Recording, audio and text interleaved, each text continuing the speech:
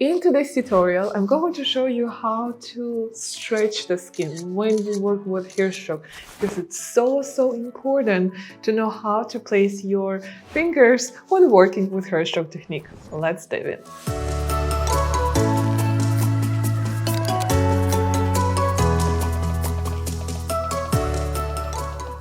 So first of all, I always start with the tail because here I have my pre-drawn strokes that I don't want to mess out.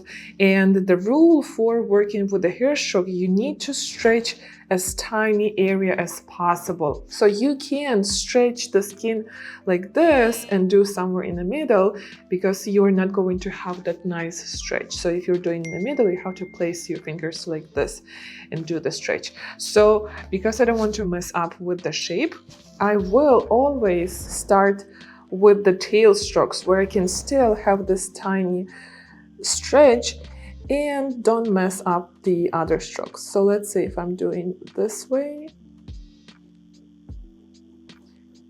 So let's say if I'm doing the tail.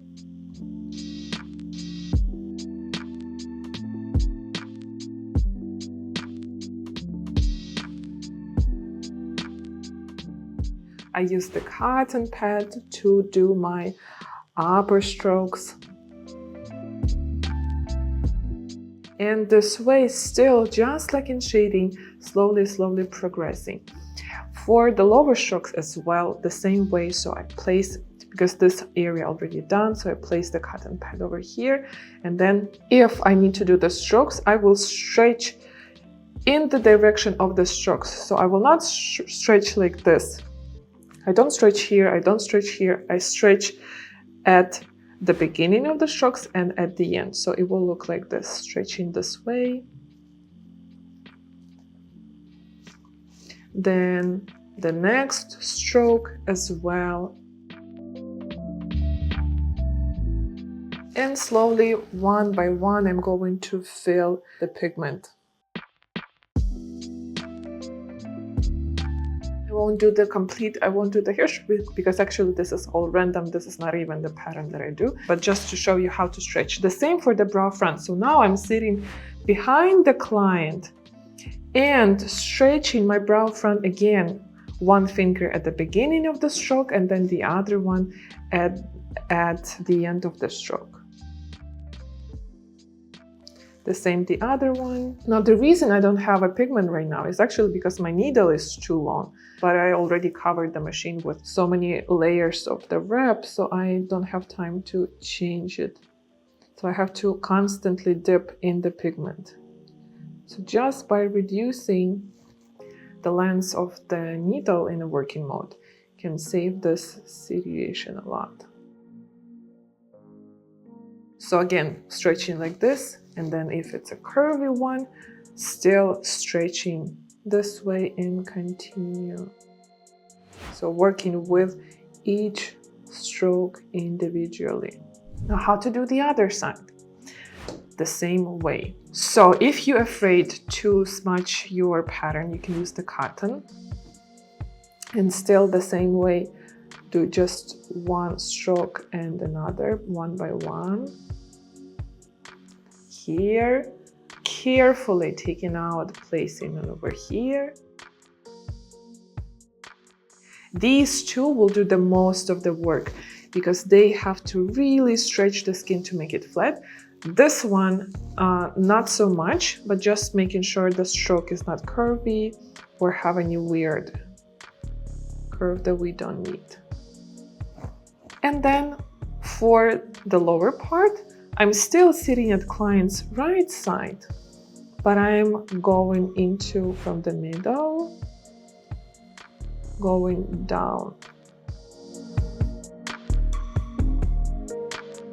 Again, from the middle, going down. But obviously you need to start from here. It's just I didn't spend time to show this to you. You have to start from here. And then all the way down. So the same for each stroke, from the middle part all the way down, from the middle part all the way down.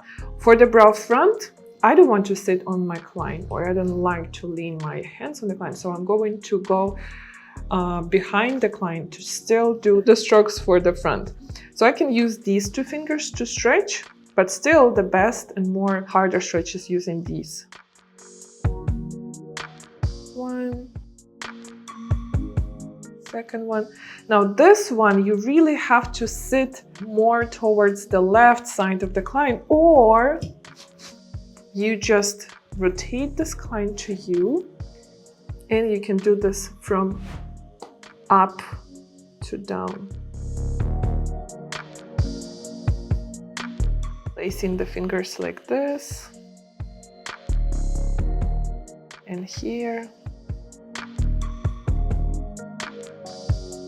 So I pretty much sit always at the right side of the client. You can totally move around the client if you feel so. Any way how you feel comfortable should do. Just the only rule, it's better to stretch the tiny area of the stroke rather than the whole eyebrow. And by tiny area, I mean the start of the stroke and the finish of the stroke.